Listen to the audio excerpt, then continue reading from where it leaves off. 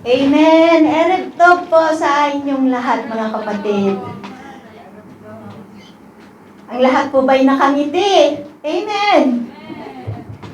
Amen. So, tayo po ay dadako sa ating pagbabalik po ng ating tithes and offering para sa ating Panginoon. Nais ko pong basahin. Buti po ang Diyos, mga kapatid, dahil ang sabi nga po niya sa Matthew 6:33, "Seek ye first the kingdom of God and His righteousness, and all these things shall be added unto you." Salamat sa Panginoon at tayo po ay nandirito upang patuloy na magsamba at purihin sa Kanyang pangalan. Amen. So basahin ko po dito sa Deuteronomium chapter 8, verse 18.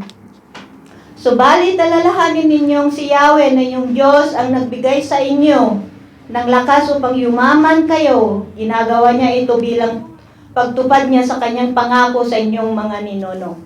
Alam po natin, mga kapatid, na ang ating Panginoon po ang pinagmumulan ng lahat. Lahat ng ating mga kalakasan, ang ating buhay sa araw-araw, mga need natin sa araw-araw, siya po lahat ng nagbibigay, mga kapatid. Ang ating Panginoong Diyos, kung wala po siya, wala po tayo kahit ano.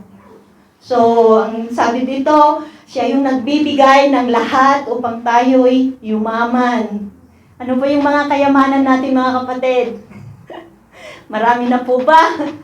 So, it's time din po, mga kapatid, na ibalik natin ang ating Panginoon, ang kanyang mga ibinigay sa atin na blessing, at ang bilin sa 10% po ay para sa kanya sa ikapo.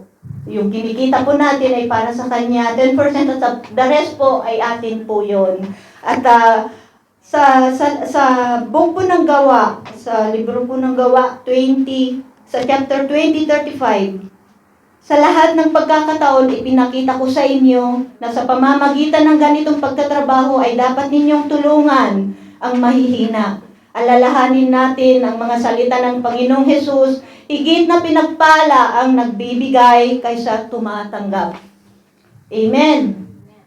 So, lahat po ba ay nakaranas na yun, mga kapatid?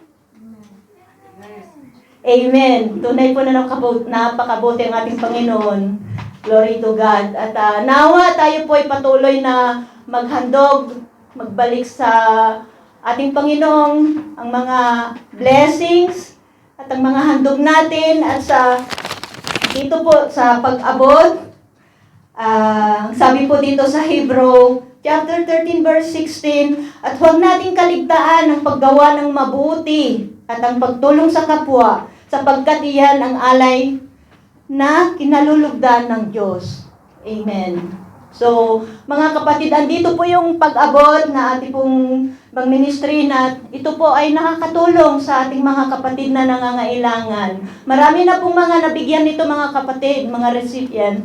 Kaya naway patuloy tayo na magbigay ng bukal sa loob dahil tayo po ay nakakatulong sa kapwa. Di po ba napakasarap ng pakiramdam kung tayo po ay nakakatulong sa ating mga kapatid o sa kapwa nating nangangailangan? Di po ba?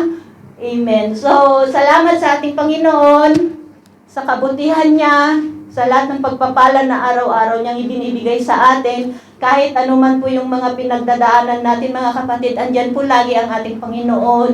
Gumagabay sa atin, inaalalayan po niyan tayo ng maayos para mailayo po tayo sa kapahamakan.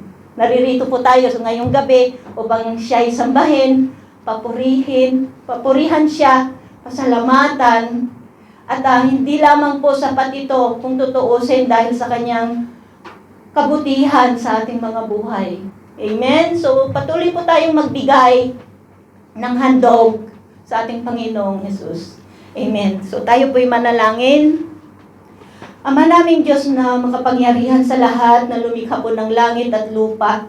Ama, pinupuri ka namin. Lord, pinapasalamatan, Panginoon, sa inyo pong pagmamahal sa amin, Panginoon, sa araw-araw na pag-iingat nyo sa aming mga buhay, O God.